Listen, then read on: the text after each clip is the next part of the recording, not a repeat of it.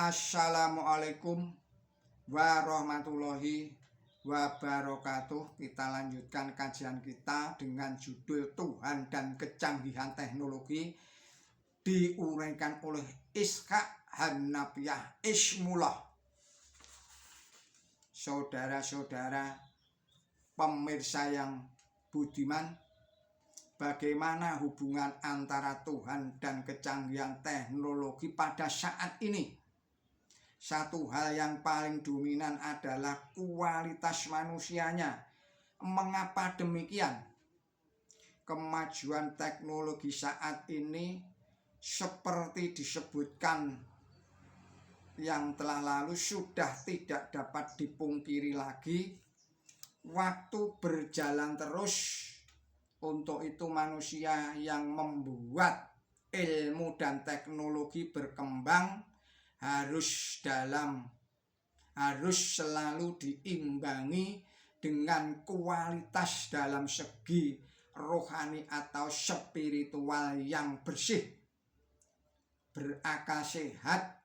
Dalam arti sebenarnya kami berpendapat bahwa Islam adalah satu-satunya agama di muka bumi ini yang dapat mengimbangi kemajuan teknologi di dunia ini dan dapat menaikkan kualitas manusia dari segi kualitas rohaninya atau spiritualnya.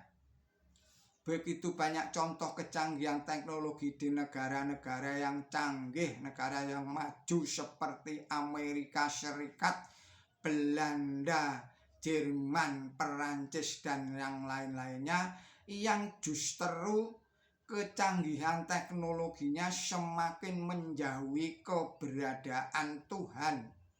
Bahkan ada kecenderungan melawan kodrat alam, dan ini berarti menentang pula sang perencana tadi itu.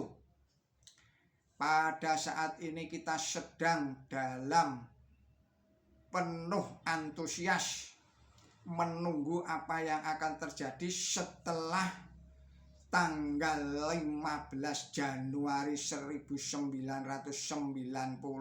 nanti.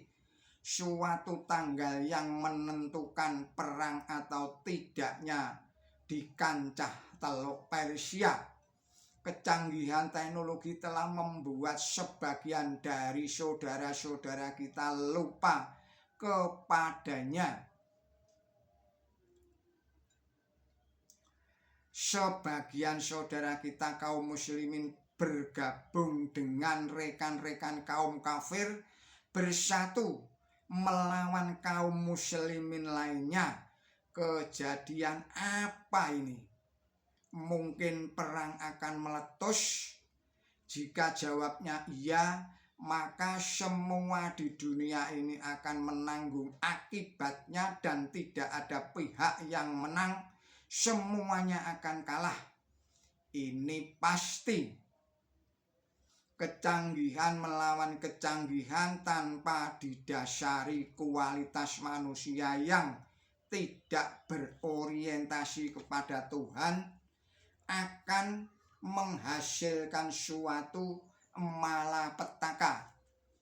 Kita sadar dan tahu betul bahwa saat ini ada 25 nabi yang tercantum di dalam Quran suci dan di dalam jumlah ribuan lainnya yang disebut di dalam hadis Nabi, di mana semuanya diutus Tuhan untuk menyelamatkan alam semesta ini.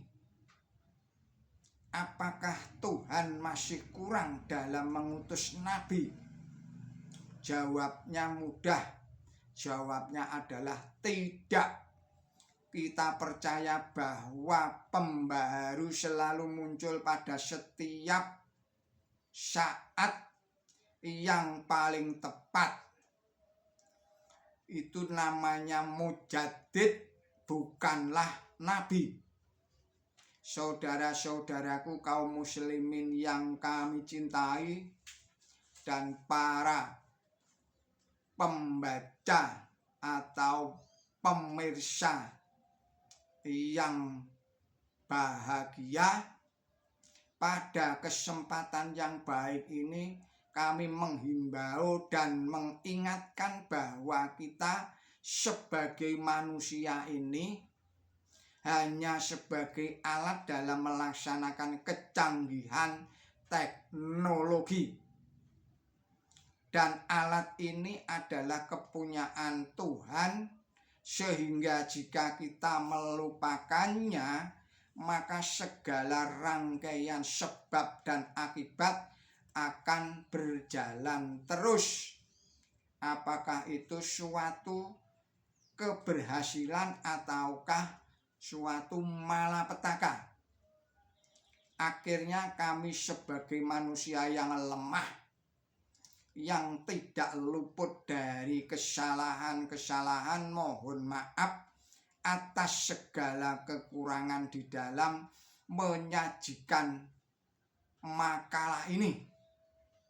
Semoga kita semua diberi petunjuknya untuk mencapai semua yang kita cita-citakan.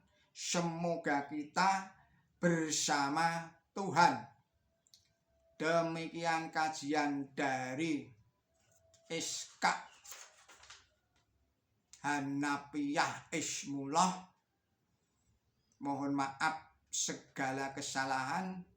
Billahi taufik wal hidayah. Wassalamualaikum warahmatullahi wabarakatuh.